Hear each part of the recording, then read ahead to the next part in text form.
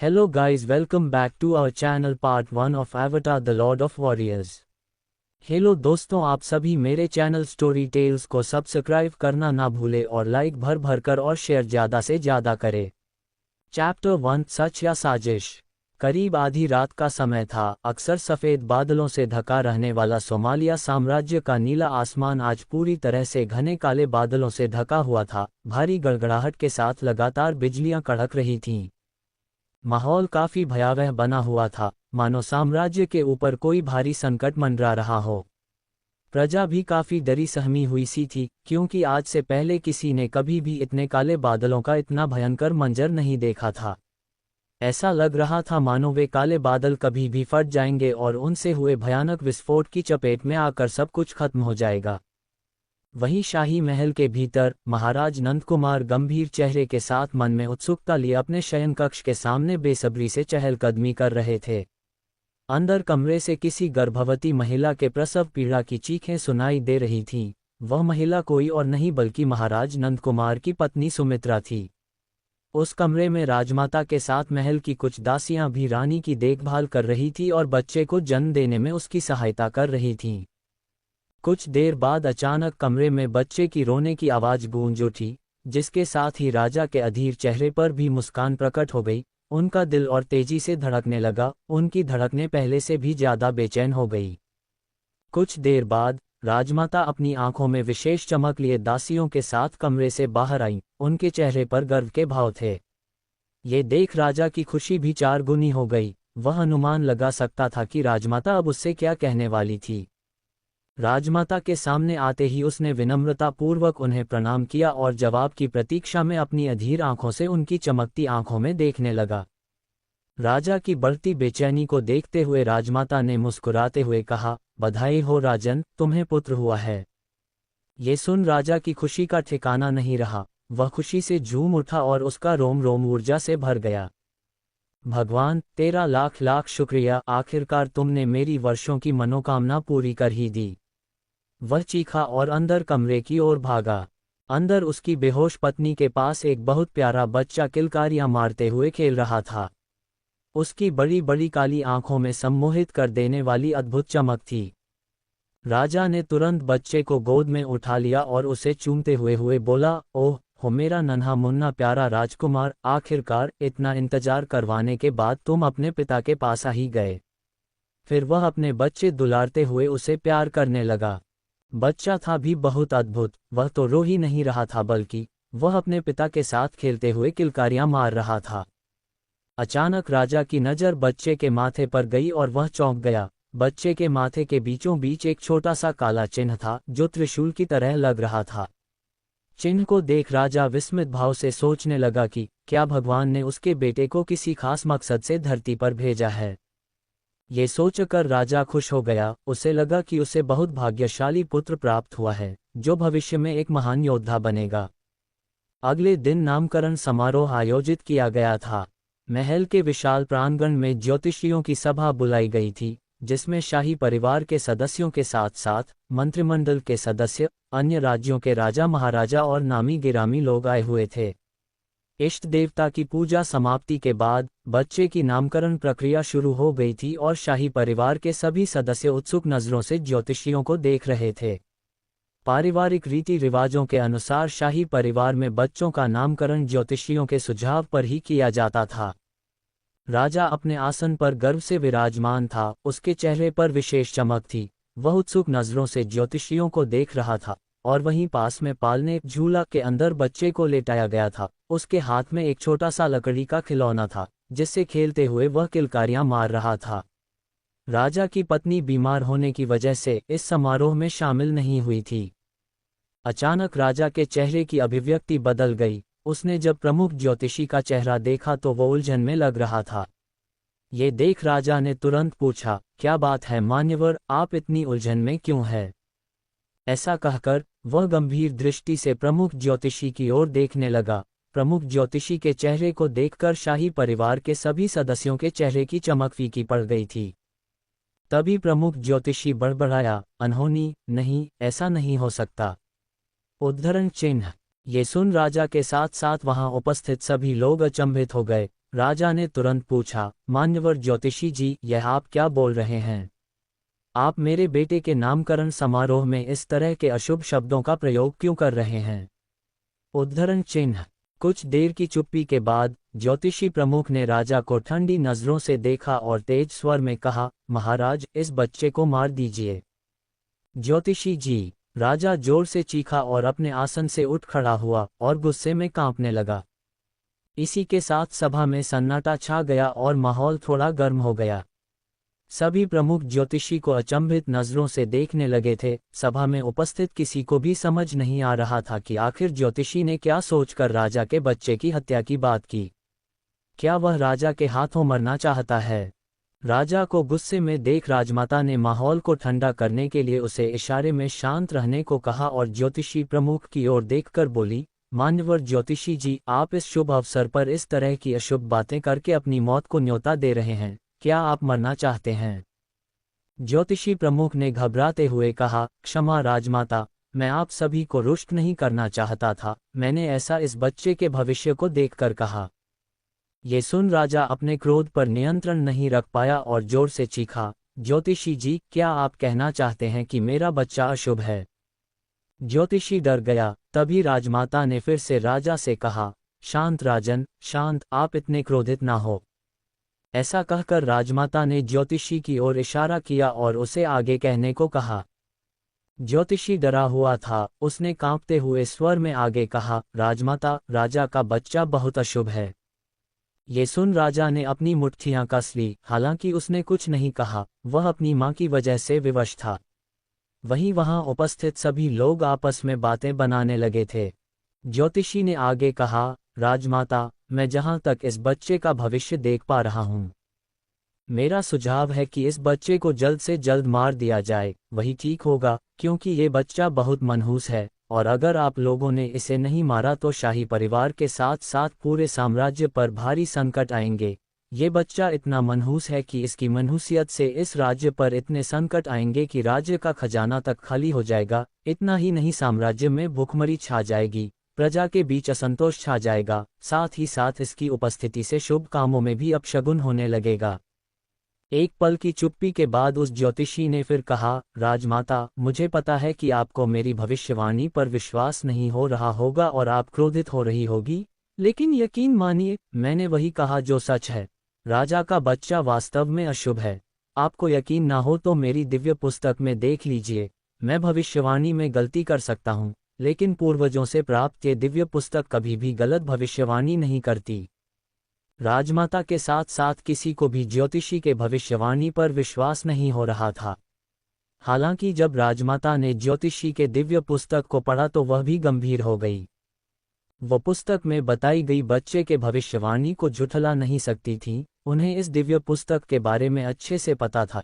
ये पुस्तक कभी भी गलत भविष्यवाणी नहीं करती थी। वैसे भी ये दिव्य पुस्तक हजारों साल पुरानी थी और उसकी भविष्यवाणी आज तक गलत नहीं हुई थी। राजा ने भी दिव्य पुस्तक में बताई गई अपने बच्चे की भविष्यवाणी को पढ़ा और दुखी हो गया। उसका दिल इस बात को मानने को तैयार नहीं था। वह भगवान को कोस रहा था।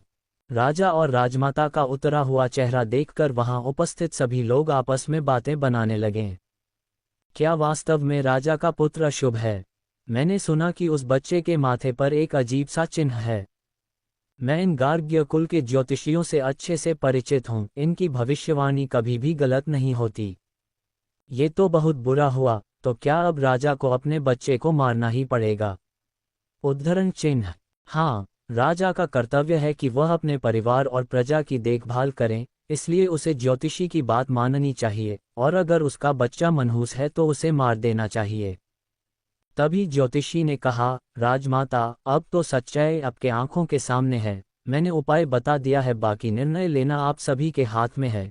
यदि आप चाहती हैं कि राज्य की सुख शांति बनी रहे तो आपको ऐसा करना ही होगा, अन्यथा नतीजे के लिए तैयार रहिए। राजमाता धर्म संकट में फंस गई थी और राजा भी समझ गया था कि अब उसे अपने बच्चे को मारना पड़ेगा। इस बात को सोचकर उसका हृदय पुत्र वियोग के दुख से भर गया था।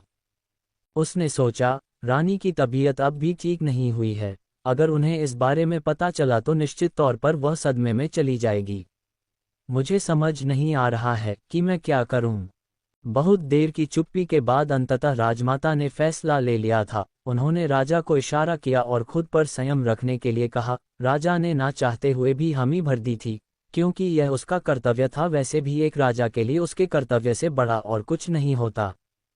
तभी राजमाता ने राजा के बच्चे को हाथ में लेकर घोषणा करते हुए कहा, मैं गांधार साम्राज्य की राजमाता गायत्री, शाही परिवार और प्रजा के उज्जवल भविष्य को ध्यान में रखते हुए ये घोषणा करती हूँ कि कल सुबह हम पूरे विधि विधान के साथ अपने इष्ट देवता को इस बच्चे की बलि चढ़ा देंगे।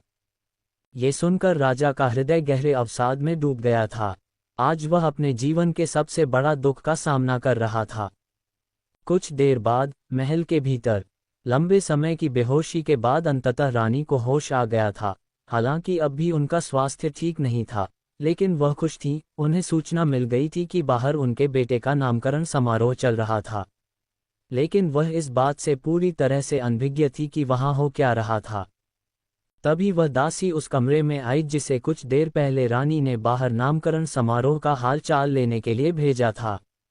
दासी का चेहरा उतरा हुआ था। ये देख रानी कुछ समझ नहीं पाए, लेकिन जल्द ही जब दासी ने उन्हें सब कुछ बताया तो रानी का कलेजा कांप उठा और वह जोर से चीखी, नहीं, मेरे बच्चे को कोई नहीं मार सकता। और फिर सदमे से रानी बेहोश हो गई। ये देख दासी डर गई। उसे लगा कि उसने रानी को सच्चाई बताकर सही नहीं किया। रानी को गहरा सदमा लगा था। उसे करीब 2 घंटे बाद होश आया। होश में आते ही उसने देखा कि उसका बच्चा उसके बगल में सोया था। उसे यकीन नहीं हुआ, लेकिन बच्चे को देख उसकी ममता जाग उठी थी। उसे बहुत खुशी हुई और उसने तुरंत बच्चे को चूमा और उसे बाहों में भर लिया। रानी भ्रमित थी। उसे लग रहा था कि शायद वह अभी तक एक बुरा सपना देख रही थी, महज एक बुरा सपना। रानी अपने बच्चे को दुलार प्यार करती रही। देखते ही देखते 2 घंटे पलक झपकते बीत गए। रानी राजा के सामने बच्चे की विशेषताओं और रूप रंग के बारे में गुणगान करना चाहती थी, लेकिन राजा उसे एक बार भी नहीं दिखे और न ही वो वहां मिलने आए। कुछ देर बाद कमरे में एक दासी अपने हाथ में दूध का गिलास ले आए और उसने उस दूध को रानी को ये कहकर पिला दिया कि उसे राजमाता ने उनके लिए भेजा है, जिसे पीने से उनके स्वास्थ्य में तेजी से सुधार आएगा। लेकिन दूध पीने के बाद जल्द ही रानी को महसूस हुआ कि उससे झूठ बोला गया था और दूध वाली औषधि के नाम पर उसे बेहोशी की दवा दी गई थी। जल्द ही वह बेहोश हो गई। ये देख दासी ने फौरन रानी को कंबल ओढ़ा दिया और बच्चे को अपने गोद में उठाते हुए बुदबुदाई, माफ करना रानी, अब आप अपने इस बच्चे को दोबारा कभी नहीं देख पाएंगी। ऐसा कहकर वह वहां से निकल गई। करीब आधी रात को रानी को जब दोबारा होश आया, वह अपने बच्चे को वहां ना पाकर वो बहुत बेचैन हो गई। अचानक रानी के मन में दासी की बात कौंधी और वह पुत्र वियोग के भय से कांप उठी। नहीं, मैं अपने बेटे को मरने नहीं दूंगी। मैं उसे लेकर इसी वक्त महल छोड़ दूंगी। मुझे इसकी कोई परवाह नहीं कि मेरा बच्चा कैसा है, मैं उसके लिए कुछ भी करूंगी। रानी जानती थी कि यदि राजमाता ने भरी सभा में घोषणा कर दी है कि वह उसके बेटे को बलि चढ़ा देगी, तो वह निश्चित तौर पर ऐसा करेगी और इसे स्वयं राजा भी नहीं टाल सकता। कमरे से बाहर निकलने से पहले रानी ने अपनी डगमगाई आंखों से एक दफा अपनी बेटी को देखा, जो वहीं उसके बगल में सोई थी। वो 2 साल की बच्ची रानी की पहली संतान नंदिनी थी। उसे देख वह खुद में बड़बड़ाई, मुझे माफ कर दो बेटी, मैं मजबूर हूँ। शायद आज के बाद तुम्हें बिना अपने माँ के जीना पड़े, लेकिन तुम मेरे लिए कभी दुखी मत होना और अपने पिता के साथ अच्छे से रहना। तुम्हारे पिता बहुत अच्छे हैं, वह तुम्हारा ख्याल रखेंगे। ऐसा कहकर उसने अपनी बच्ची के माथे को चूम लिया और दुशाला ओढ़ के कमरे से बाहर निकल गई। रानी को पता था कि उसका बच्चा इस वक्त कहाँ होगा। लगभग आधे घंटे बाद अपने बच्चे को गोद में लिए रानी महल के पिछले गुप्त रास्ते से निकलकर जंगल में पहुंच गई थी। उसका समूचा शरीर दुशाला से ढका हुआ था।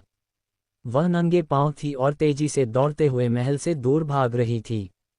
बच्चा इस अस्थिरता के कारण रोने लगा तो रानी घबरा गई थी कि कोई उसके बच्चे की रोने की आवाज ना सुने ले, इसलिए कुछ दूर आकर वह एक पेड़ के नीचे रुककर उसे दूध पिलाने लगी थी। मत रो मेरे बच्चे, माँ तुम्हें कुछ नहीं होने देगी। ऐसा कहते हुए वह उसे चुप कराने की कोशिश लगी कि इसी बीच अचानक रानी सहम कर आसपास देखने लगी, क्योंकि उसने तुरंत ही सरसराहट की आवाज सुनी थी, जैसे कोई सूखे पत्तों पर चल रहा हो। रानी अभी आसपास देख ही रही थी कि रानी को एक महिला की आवाज सुनाई दी, सुमित्रा, वो बच्चा हमें दे दो। सुमित्रा ने जब सामने देखा तो कांप उठी। सामने रानी इंदुलेखा खड़ी थी। वह कोई और नहीं बल्कि राजा की पहली पत्नी थी। हाँ, राजा की पहली पत्नी। सुमित्रा असल में राजा की दूसरी पत्नी थी। हालांकि राजा को इंदुलेखा से ज्यादा सुमित्रा प्रिय थी, क्योंकि रानी इंदुलेखा को एक अजीब सी बीमारी थी। उसने अब तक राजा के जितने भी बच्चों को जन्म दिया था, सभी अजीबोगरीब तरीके से अधूरे थे। जैसे किसी के हाथ नहीं थे तो किसी के पैर नहीं, उसका हर बच्चा अधूरा होता था। साथ ही उन बच्चों की मानसिकता भी बहुत अजीब होती थी, इसलिए उन सभी बच्चों की बलि दे दी गई थी। अब तक उसके कुल 10 बच्चों की बलि दे दी गई थी। हालांकि उसका 11वां बच्चा नॉर्मल पैदा हुआ था, लेकिन उससे भी शाही परिवार को ज्यादा उम्मीद नहीं थी। फिलहाल रानी इंदुलेखा को देख सुमित्रा ने कहा, बड़ी रानी, मुझे माफ करना, मैं अपना बच्चा तुम्हें नहीं दूंगी। कहकर वह उठी और वहां से दूसरी दिशा में भागने लगी। हे, ये देख रानी इंदुलेखा की होठों पर तीखी मुस्कान उभर आई। वह सुमित्रा को भागते देख खुद में बड़बड़ाई, तुम चाहे जिधर भी भागो, तुम्हें आना तो मेरे पास ही है। फिर मैं तुम्हें और तुम्हारे बच्चे दोनों को खत्म कर दूंगी। इधर सुमित्रा भागते हुए कुछ ही दूर गई थी कि अचानक उसके पैर ठिठक गए। उसके सामने 4 काली छायाएं खड़ी थीं, जिनके शरीर से हथियारों की मजबूत आभा निकल रही थी। उन सभी ने अपने अपने हाथों में खंजर थाम रखा था। हत्यारे! सुमित्रा कांपते हुए बड़बड़ाई और दूसरी दिशा में भागने लगी। उन हत्यारों की गति बहुत तेज थी, इसलिए उन लोगों ने फौरन सुमित्रा को पकड़ लिया। इस बार इंदुलेखा भी वहां पर खड़ी थी। उसने व्यंग्यात्मक लहजे में कहा, सुमित्रा, तुम्हें इतना भाग दौड़ करने की क्या जरूरत है? लाओ, अपना बच्चा मुझे दे दो। उद्धरण चिन्ह। कहते हुए वह जैसे ही सुमित्रा के करीब पहुंची, सुमित्रा ने अपने कपड़े में छुपाए हुए खंजर से उस पर अचानक हमला कर दिया, जिससे इंदुलेखा का हाथ कटकर नीचे गिर गया और उसके हाथ से फव्वारे की तरह खून बहने लगा। सुमित्रा चिल्लाई, दुष्टा, मैं तुम्हें अच्छी समझती थी और हमेशा तुम्हें अपनी बड़ी बहन की तरह देखती थी, लेकिन तुम तो बहुत कमीनी निकली। तुम्हारी हिम्मत कैसे हुई हत्यारों के साथ सांठ-गांठ करने की? इसका मतलब आज तक महल में जितनी भी हत्याएं हुई थी, सब में तुम्हारा हाथ था। मैं तुम्हें जिंदा नहीं छोड़ूंगी। कहकर सुमित्रा ने इंदुलेखा पर फिर से हमला कर दिया। हालांकि इस बार इंदुलेखा ने उसके हमले को विफल कर दिया और राक्षसी हंसी हंसने लगी। इसी बीच अचानक उसका कटा हुआ हाथ वापस से उसके हाथ से जुड़ गया। सुमित्रा ये देखकर चौंक गई। वह बुदबुदाई, ये क्या? क्या तुम काला जादू भी जानती हो, कमीनी?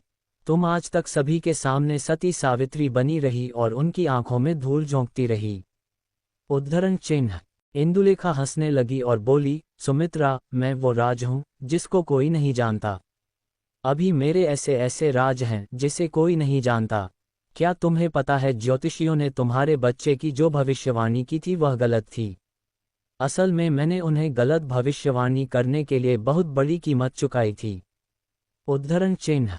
ये सुन सुमित्रा की मुट्ठी कस गई। वह इंदुलेखा को जान से मार देना चाहती थी।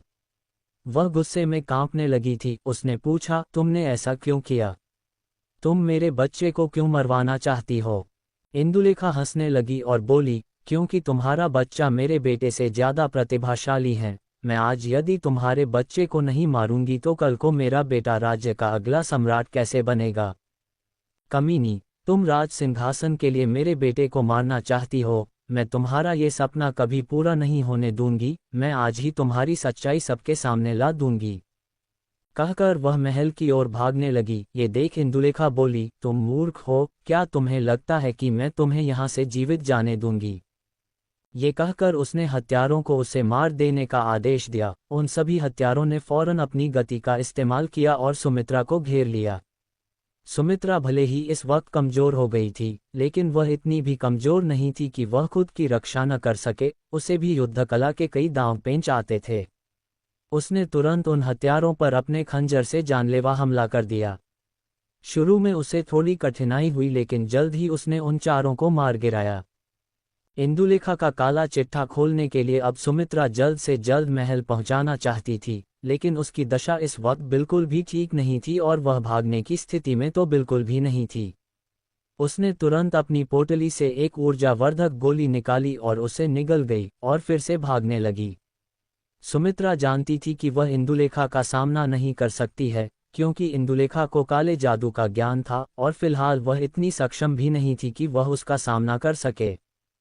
जल्द ही इंदुलेखा उन हत्यारों के लाश के पास पहुंच गई और उन्हें मरा हुआ देखकर बुरी नीयत से मुस्कुराने लगी और बोली, सुमित्रा, देखती हूं तुम कब तक भागती हो।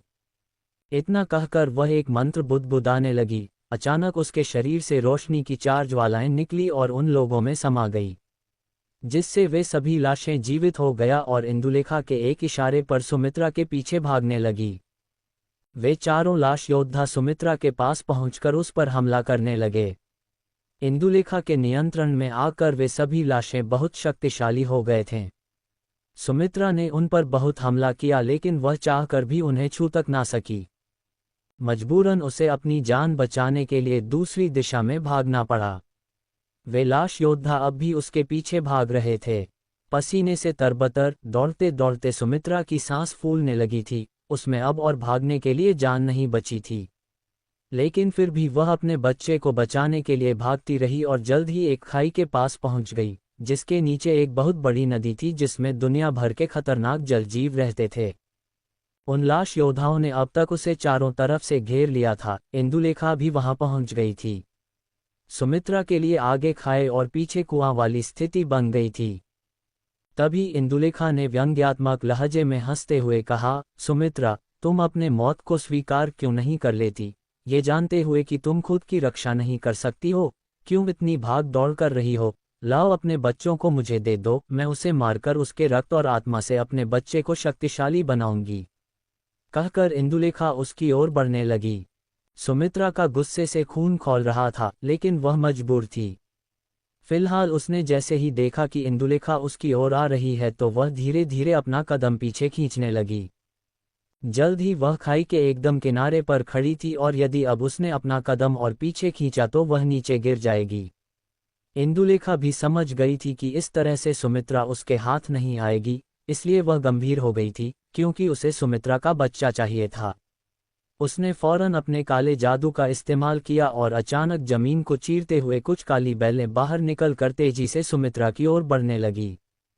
ये देख सुमित्रा समझ गई थी कि अब उसका बचना मुश्किल है। उसने एक नज़र पीछे देखा, मानो वह खाई में कूदने की सोच रही हो। ये देख इंदुलेखा चिल्लाई, सुमित्रा नहीं, मैं तुम्हें ऐसा नहीं करने दूंगी।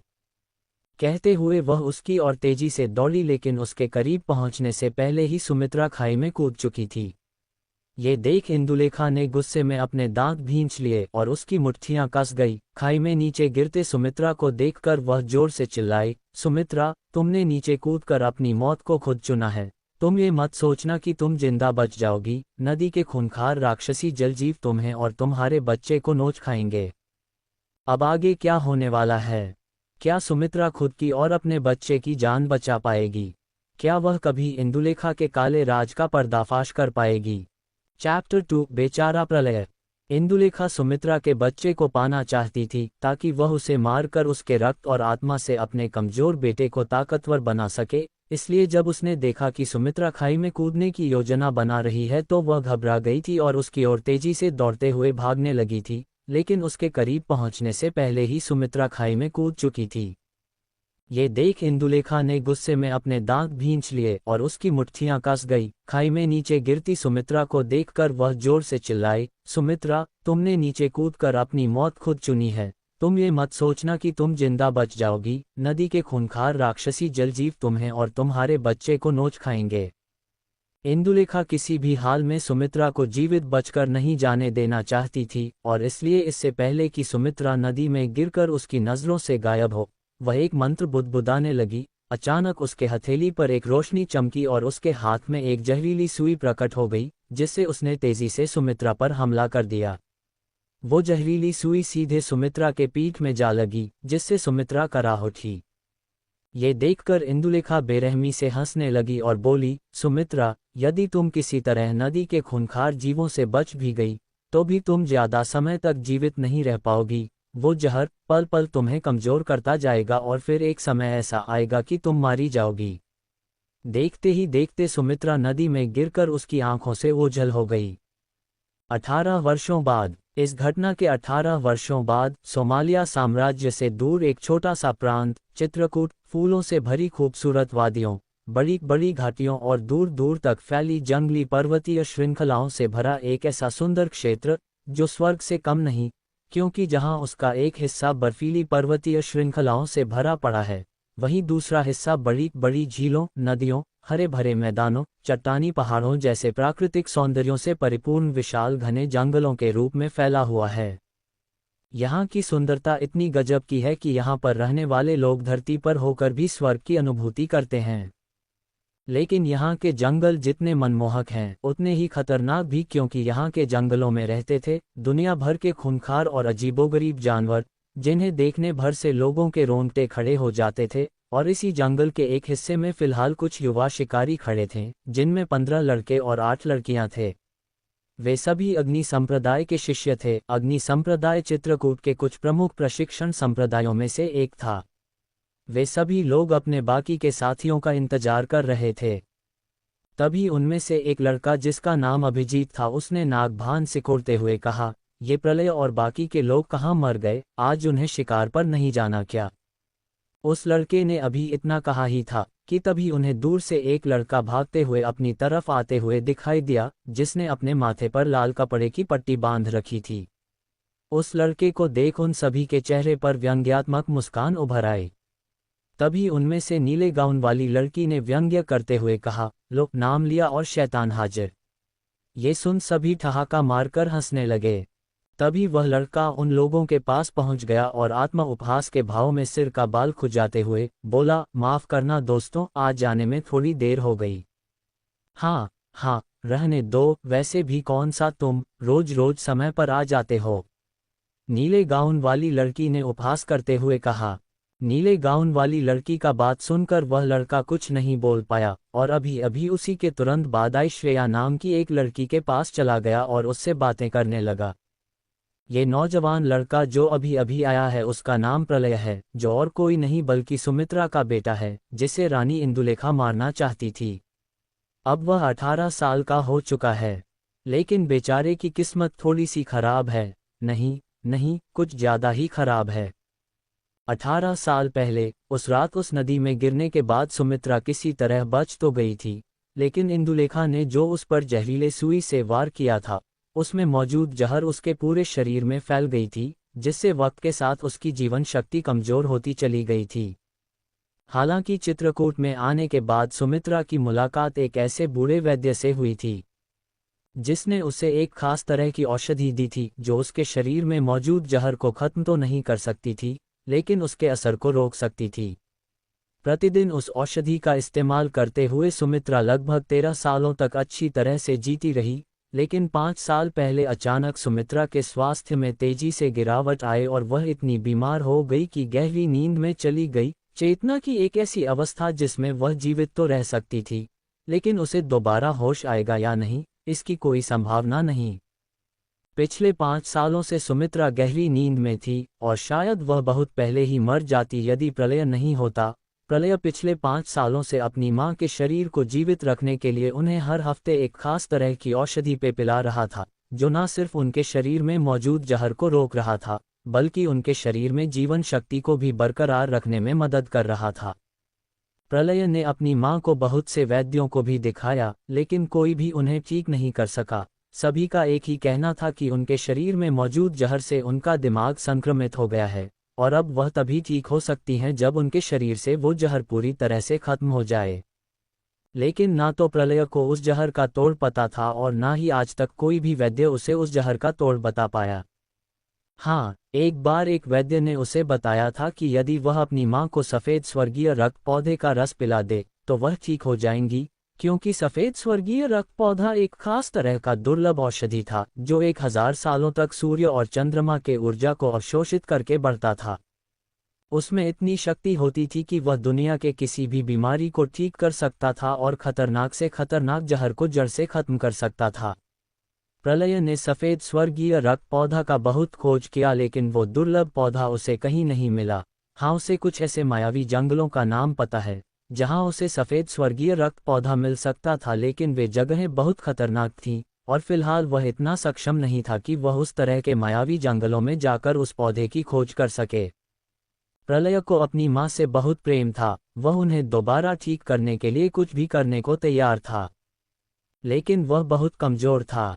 वह पिछले 6 सालों से अग्नि संप्रदाय का शिष्य है, लेकिन वह अभी तक नींव निर्माण चरण के पहले स्तर तक भी नहीं पहुंच पाया है, जबकि उसके उम्र के सभी शिष्य उससे बहुत आगे निकल चुके हैं, जिनमें कोई नींव निर्माण चरण के चौथे स्तर पर तो कोई 5वें स्तर पर पहुंच गया है। यहाँ तक कि कुछ प्रतिभाशाली शिष्य 8वें और 9वें स्तर पर भी पहुंच गए हैं। लेकिन प्रलय अभी तक शून्य पर अटका हुआ है। हालांकि ऐसा नहीं था कि वह बाकी के शिष्यों की तरह मेहनत नहीं करता था, वह मेहनत तो जी तोड़ करता था, लेकिन इसके बावजूद उसकी शक्तियां बढ़ नहीं रही थीं। अब क्योंकि प्रलय की मां बीमार थी, इसलिए सारी जिम्मेदारी उसी के ऊपर थी। वह पूरे महीने प्रतिदिन शिकार पर जाता था और उससे जो भी उसे कमाई होती थी, उससे वह मुश्किल से अपनी मां के 1 महीने की औषधि, घर का किराया और खाने पीने के खर्चे उठा पाता था। इसलिए प्रलय कभी भी खुद के लिए ऐसी औषधि भी नहीं खरीद पाता था जिससे वह अपनी क्षमता बढ़ा सके। कभी कभी तो उसे ऐसे दिन देखने पड़ते थे कि उसके पास खाने के लिए भी कुछ नहीं होता था। अगर उसकी मां ठीक होती तो शायद उसे ऐसे दिन नहीं देखने पड़ते, और इसलिए उसे उस इंसान से बहुत नफरत था जिसने उसकी मां को जहर दिया था। हालांकि उसे नहीं पता कि उसकी मां को जहर किसने दिया, लेकिन वह उस इंसान को बहुत बेरहम मौत देने की कामना करता है। यदि उसे एक बार पता चल गया कि उसकी मां को जहर किसने दिया तो वह उसे नहीं छोड़ेगा। खैर, कमजोर होने की वजह से उसका हर जगह मजाक बनाया जाता था, लेकिन वह कभी भी किसी को पलट कर जवाब नहीं देता था और मन ही मन सोचता था, एक दिन ऐसा जरूर आएगा जब उसकी शक्तियां बढ़ने लगेंगी, फिर वो खुद का मजाक उड़ाने वालों को मुंहतोड़ जवाब देगा। लेकिन उसका ये ख्वाब एक सपना बनकर रह गया था। लेकिन उसने उम्मीद नहीं खोई थी, उसे यकीन था कि कभी न कभी तो उसका दिन जरूर बदलेगा, फिर वो अपने मजाक उड़ाने वालों से तो बदला लेगा ही, साथ में सफ़ेद स्वर्गीय रक्त पौधा लाकर, चाहे उसके लिए क्यों ना उसे दुनिया के किसी भी कोने में जाना पड़े, वह अपनी मां को भी ठीक कर देगा। फिर वो उस शख्स को बेरहमी से मार डालेगा जिसने उसकी मां को जहर दिया था। इसके बाद उसे वो राज भी पता चल जाएगा जो हमेशा से उसकी मां उसे उसके 16वें जन्मदिन पर बताने को कहती थी। शायद वो राज उसके परिवार से जुड़ा था, लेकिन बदकिस्मती से जब वह 13 साल का था तभी उसकी मां गहरी नींद में चली गई और इसीलिए वह कभी भी अपने मां से उस राज को जान नहीं पाया। साथ में उसे अपनी मां से ये भी जानना था कि वह उसे उसके माथे के चिन्ह को लोगों से छुपाकर रखने के लिए क्यों कहती थी। हाँ, प्रलय अपने माथे के चिन्ह को छुपा कर रखने के लिए ही हमेशा अपने माथे पर लाल कपड़े का पट्टी बांध कर रखता था।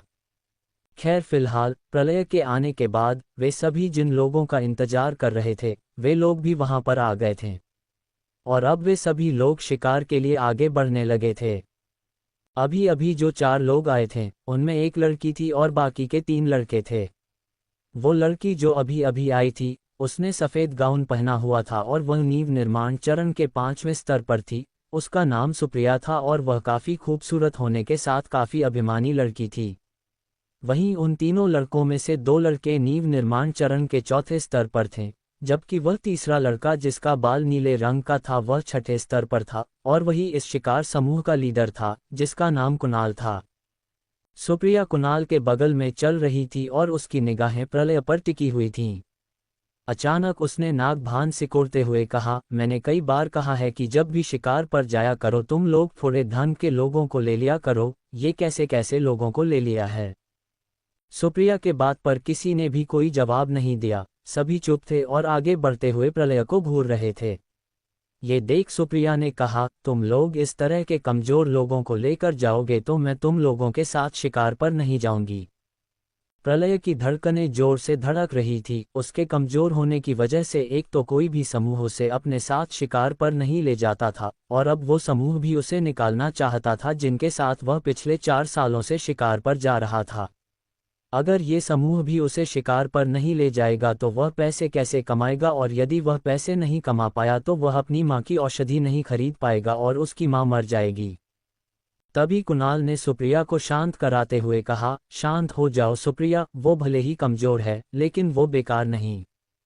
सुप्रिया ने गुस्से में दांत भींचते हुए कहा, बेकार नहीं से क्या मतलब है?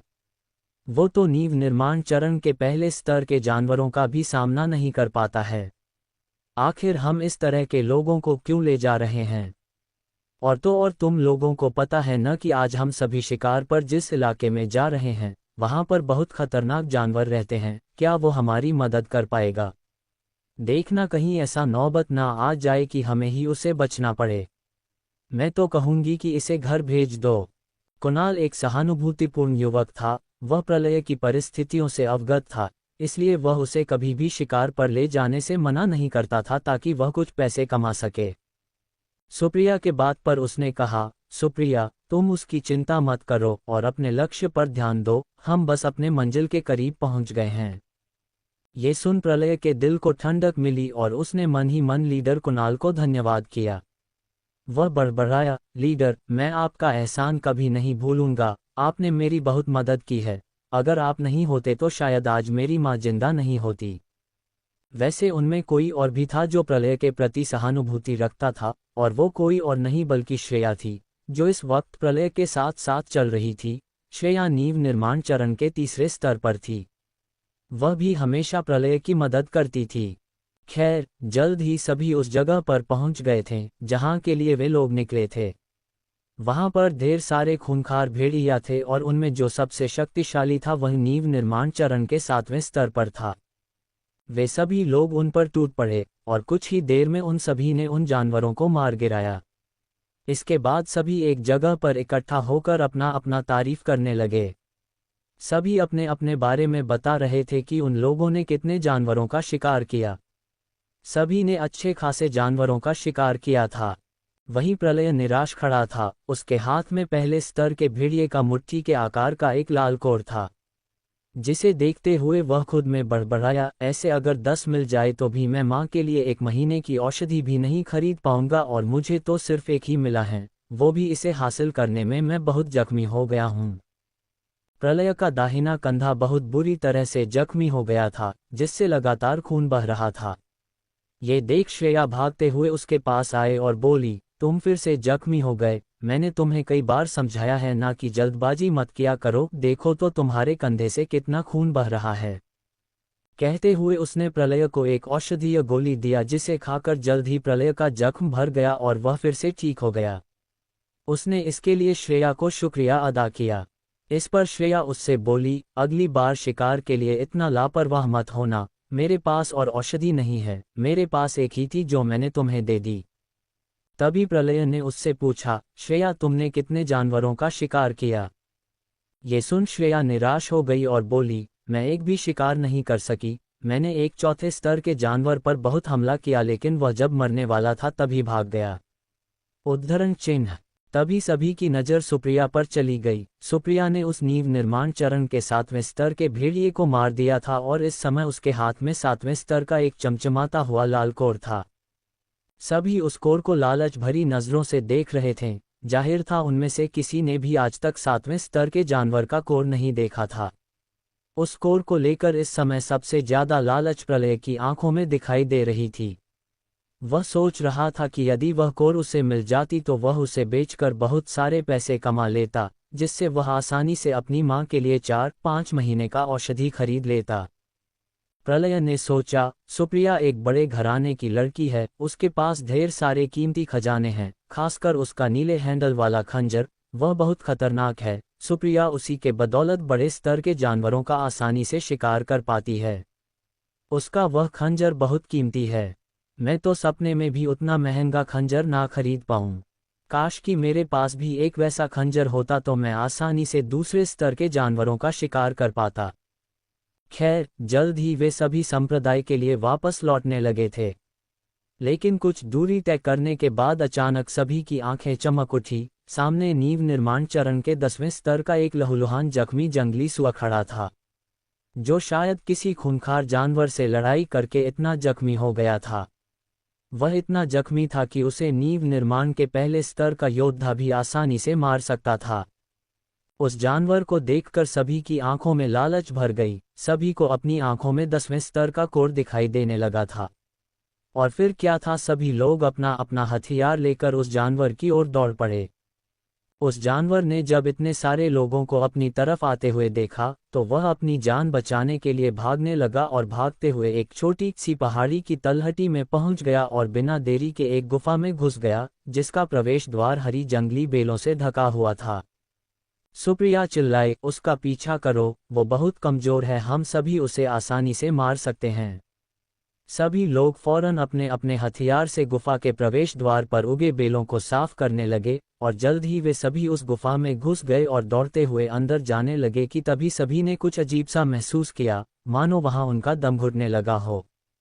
ऐसा महसूस करते ही किसी ने भी और आगे बढ़ने की हिम्मत नहीं की और सभी अपनी जगह पर रुक गए और गौर से वहां का मुआयना करने लगे कि तभी उन्हें अजीब अजीब सी ध्वनियां सुनाई देने लगी, मानो जैसे ढेर सारे लोग आपस में फुसफुसाते हुए बातें कर रहे हों। और इसी बीच अंधेरे में उन्हें एक अजीब सी आकृति दिखाई दी, जिसे देख सभी डर गए। एक लड़का जो उस डरावनी आकृति को देखकर बहुत डर गया था, वह घबराते हुए बोला, मुझे यहाँ कुछ ठीक नहीं लग रहा है, मैं यहाँ से जा रहा हूँ।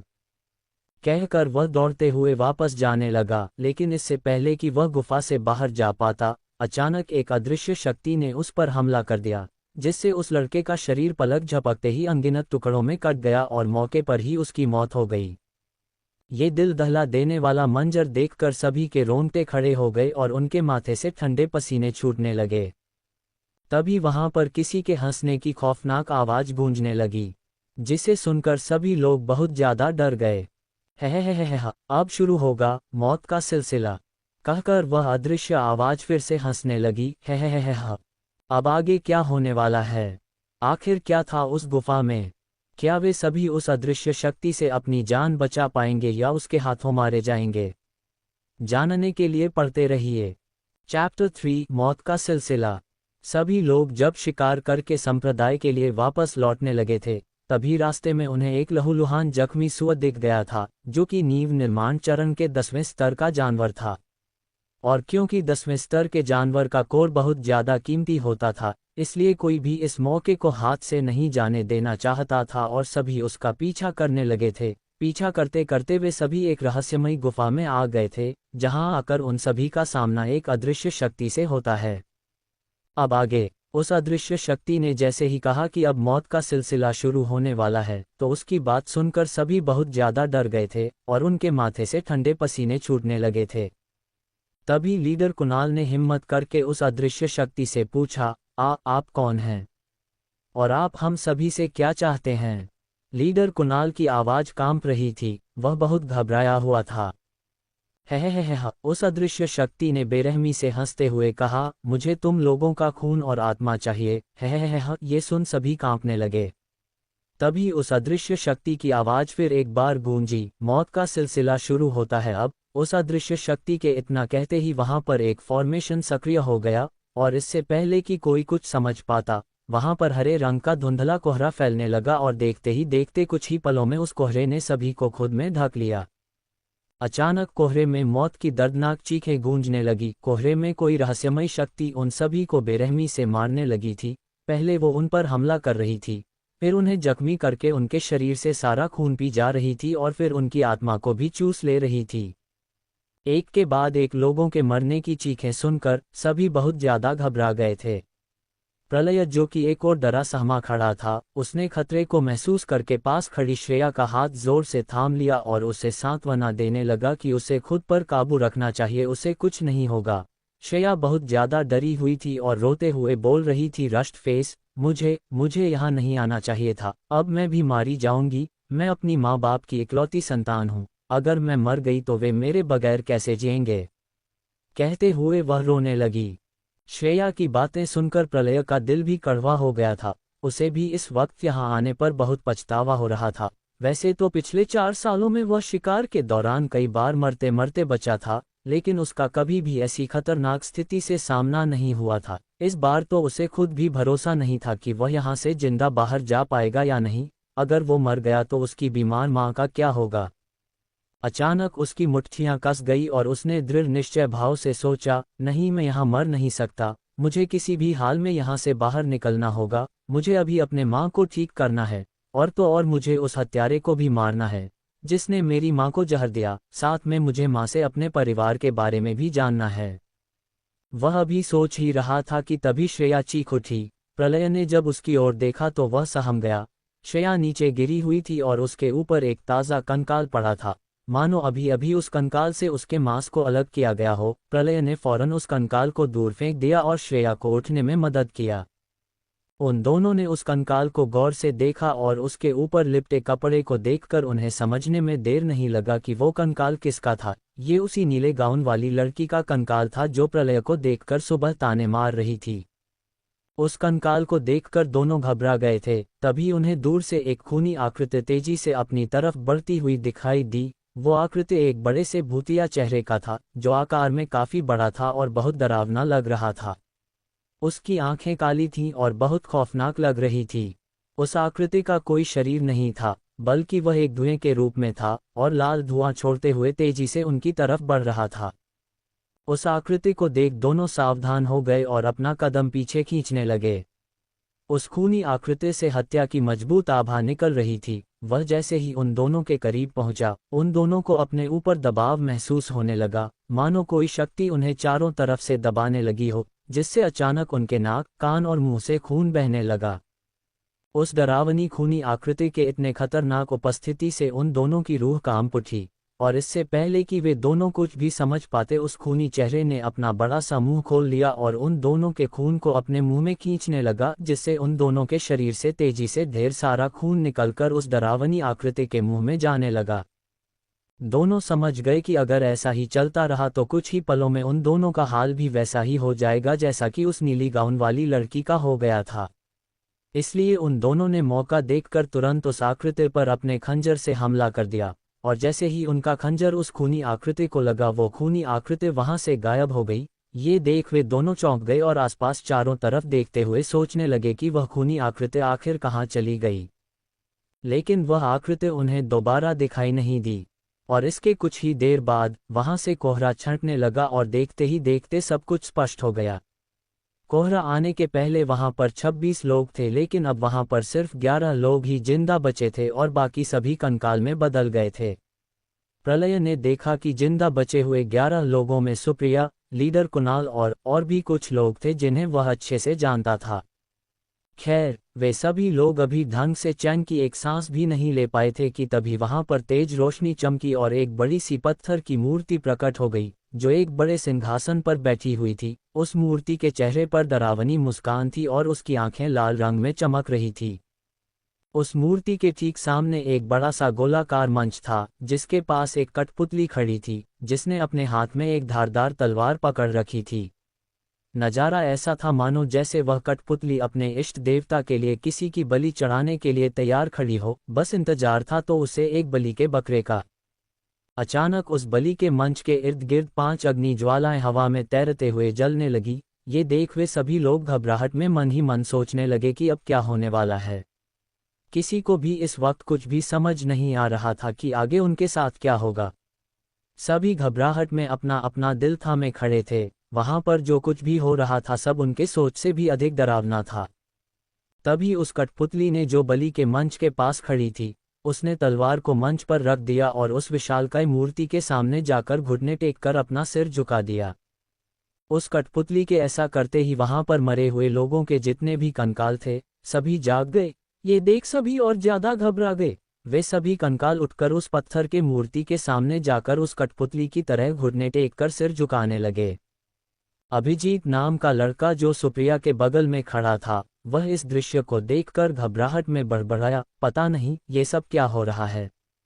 मैं अब यहाँ और नहीं रुक सकता, वरना मैं भी मारा जाऊंगा। उसने तुरंत अपने बाएं हाथ के कलाई को पकड़ लिया, जिसमें उसने एक खास तरह का जादुई बेल्ट पहना हुआ था। वह बेल्ट एक खास तरह का बेल्ट था, जिसे सक्रिय करने पर वह तेज गति में दौड़ने में उसका मदद करता था। उसने एक नज़र सामने देखा और मौका देखकर उसने अपने उस बेल्ट को सक्रिय कर दिया और फिर तेजी से पीछे मुड़कर वहां से भागने लगा।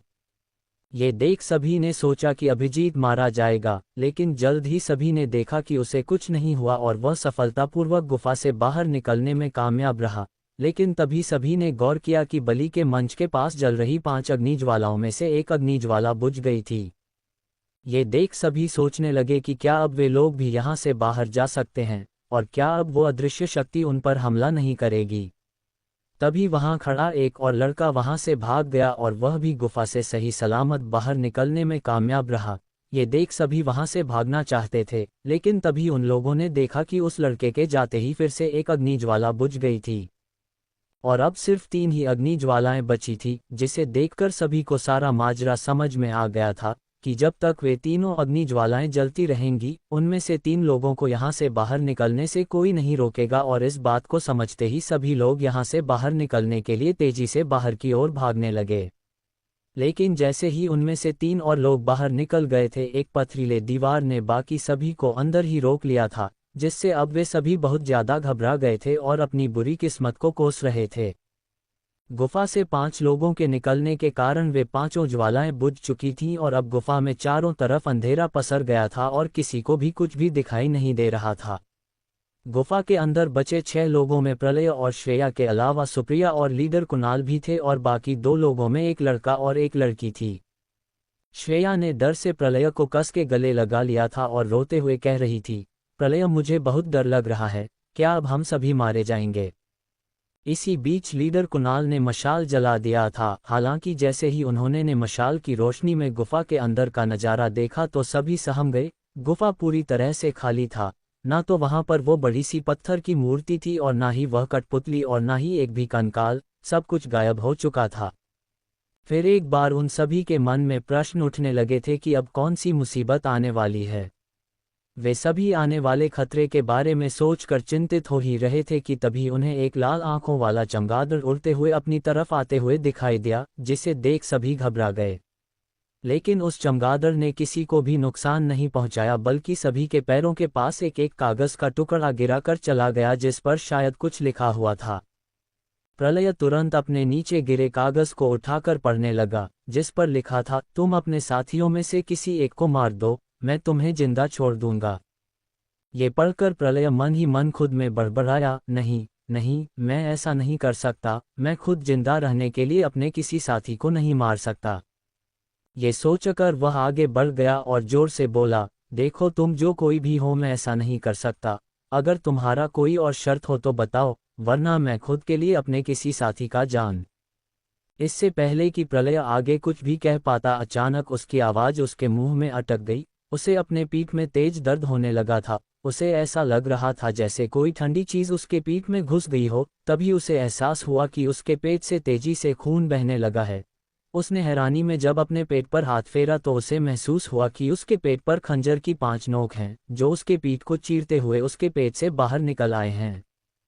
अचानक उसके मुंह से खून निकलने लगा और वह अपना खून से लथपथ हाथ देखकर कांप उठा। उसे समझते देर नहीं लगा कि उसी के साथियों ने उसे खंजर मार दिया था। वह खुद को संभाल नहीं पाया और घुटने के बल नीचे गिर गया और खून की उल्टियां करते करते कांपते हुए बोला, श्रेया, बाकियों का तो पता नहीं, लेकिन मुझे तुमसे ये उम्मीद नहीं था। और लीडर आप इतने बुजदिल होंगे, मुझे उम्मीद नहीं था। उद्धरण चिन्ह। श्रेया रो रही थी। प्रलय की बातें सुनकर वह और जोर से रोने लगी और बोली, मुझे माफ कर दो प्रलय, मैं ऐसा कभी नहीं करती, लेकिन मैं मरना नहीं चाहती थी, इसलिए मुझे ऐसा करना पड़ा। मुझे उम्मीद है कि तुम मुझे माफ कर दोगे। कहकर वह रोते बिलखते दौड़ते हुए वहां से भाग गई। सुप्रिया और बाकी के दोनों लोग भी वहां से जा चुके थे। वहां उसके पीछे सिर्फ लीडर कुणाल खड़ा था। उसने प्रलय के कंधे पर हाथ रखा और सहानुभूति दिखाते हुए कहा, दोस्त, ये दुनिया बहुत कुत्ती चीज है, सब वक्त वक्त की बात है, यहाँ कोई अपना नहीं होता, मुझे माफ कर देना। कहकर वह भी वहां से भाग गया और अब उस गुफा में केवल प्रलय और उसकी दर्द भरी आहें बच गई थी। खून की उल्टियां करते हुए वह अचानक पेट के बल नीचे गिर गया और अब उसकी आंखें भी धीरे धीरे बंद होने लगी थी। अपने टूटी फूटी सांसों के साथ मरते हुए उसे वो सब कुछ दिखाई देने लगा था जो उसने बचपन से लेकर अब तक जिया था। उसे खासकर वो लम्हे याद आ रही थी जो उसने अपने माँ के साथ बिताए थे। आखिरी पलों में अपनी माँ को याद करते हुए उसकी आंखें नम हो गई थीं। अब आगे क्या होने वाला है? क्या प्रलय मर जाएगा या होगा कुछ ऐसा जिसकी उसने भी कोई उम्मीद ना की हो? क्या प्रलय की सारी मकसद अधूरे रह जाएंगे या उसकी जिंदगी देगी उसे दोबारा मौका? जानने के लिए पढ़िए अगला भाग। मिलते हैं इसी तरह के एक और दिलचस्प घटना के साथ। चैप्टर 4, जीतू चंद्रा।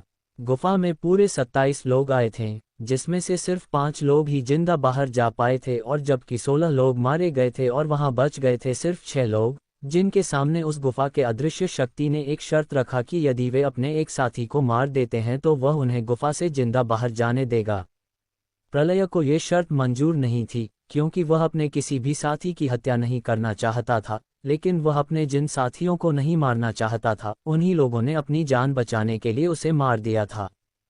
अपने कुछ आखिरी टूटी फूटी सांसों को गिनते हुए प्रलय अपने जीवन के उन अंतिम क्षणों में अपनी मां को याद कर रहा था, जिससे उसकी आंखें नम हो गई थी। उसका दिल इस बात को सोचकर कांप उठा था कि वह अब अपनी मां से कभी नहीं मिल पाएगा, जिनके साथ वो बचपन में न जाने कितने रंगीन लम्हे बिता चुका था, जिन्हें याद करके अक्सर उसकी आंखें भर आती थी। उसकी मां उसे बहुत प्यार करती थी और कभी भी उस पर कोई आंच नहीं आने देती थी, लेकिन वो कभी भी एक अच्छा बेटा नहीं बन पाया।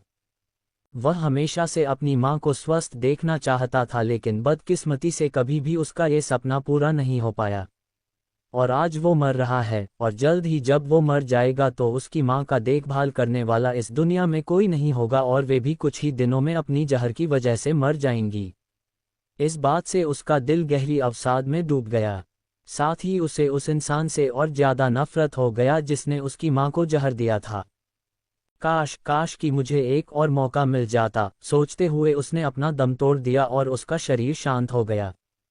8 महीने बाद प्रलय की आंखें धीरे धीरे खुली। वह अपने जीवित होने से अचंभित था। उसने देखा कि बिना कपड़ों के खून से भरे एक छोटे तालाब में दीवार से टेक लगा कर बैठा हुआ था। उसकी गर्दन के नीचे का पूरा हिस्सा खून में डूबा हुआ था।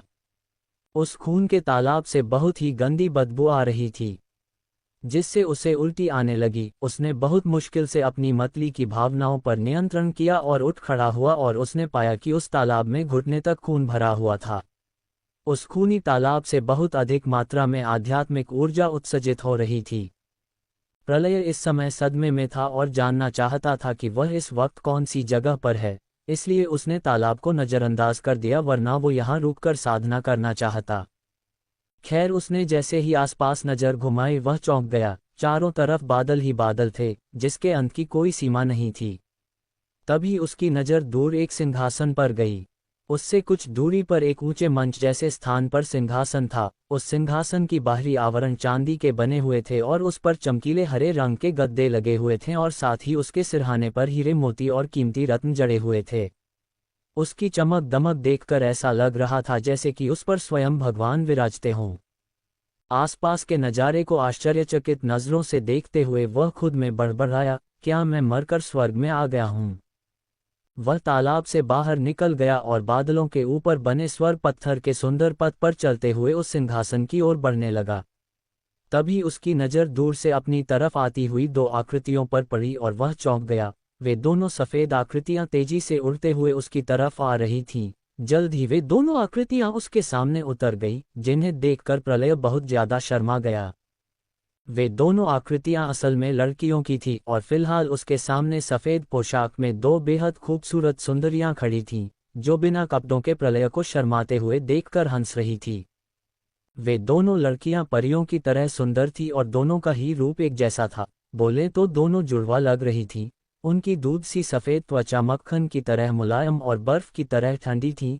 उनके होंठ खिले हुए गुलाब की तरह थे और बहुत चमकीले थे। उनकी नीली आंखों में सम्मोहित करने की अद्भुत क्षमता थी, और साथ में उनका फिगर, वो इतना लाजवाब था कि कोई भी मर्द उनसे अपनी नज़रें नहीं हटा सकता था।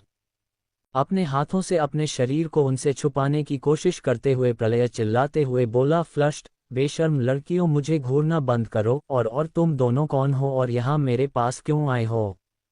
वे दोनों लड़कियां अब भी उसे देखकर हंसे जा रही थीं। उनके चेहरे मासूमियत और खुशी से भरी हुई थी। उन दोनों ने प्रलय को ऊपर से नीचे तक गौर से देखा और मुस्कुराते हुए जवाब दिया, मैं हूँ रूबी और मैं हूँ जूबी, और हम दोनों रूबी जूबी बहनें इस दुनिया के रखवाले हैं।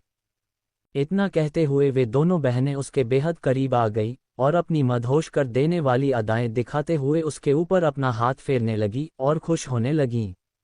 उन दोनों के ठंडी हाथों के छुअन से प्रलय सिहर उठा था। उसे अपने अंदर वासना की अग्नि जलती हुई महसूस हुई, साथ ही वह बहुत ज्यादा शर्मा गया था। तभी उन लड़कियों ने हंसते हुए एक साथ कहा, हमसे शर्माए मत, आपके कपड़े हमने ही उतारे थे, इसलिए हमारी नज़रों से कुछ भी बचा नहीं है जो आप छुपा रहे हैं। कहकर वे दोनों लड़कियां हंसने लगीं, और फिर उन दोनों ने उसके एक एक हाथ को पकड़ लिया और उसे उड़ाते हुए कहीं लेकर जाने लगीं। प्रलय चिल्लाया, तुम दोनों मुझे कहाँ लेकर जा रही हो, मुझे नीचे उतरो बेशर्मो। उन दोनों ने कोई जवाब नहीं दिया और उसे उड़ाते हुए दूर एक तालाब के पास लेकर आ गई, जिसमें गुलाब के पंखुड़ियां वाला बहुत ही स्वच्छ पानी भरा हुआ था, जिससे फूलों की बहुत ही मनमोहक सुगंध आ रही थी। वह तालाब स्वर्गीय तालाब लग रही थी। उन दोनों लड़कियों ने प्रलय को उस तालाब में फेंक दिया और खुद भी अपने कपड़े उतारकर तालाब में उतर गई और अपने हाथों से उसे नहलाने लगी। उन दोनों लड़कियों के ऐसा करने से प्रलय गुस्से और निराशा से भर गया था। उसने उन दोनों को खुद से दूर करने का बहुत कोशिश किया, लेकिन वे दोनों लड़कियां उससे बहुत शक्तिशाली थीं और चाहकर भी उसका उन दोनों के सामने एक नहीं चल रहा था।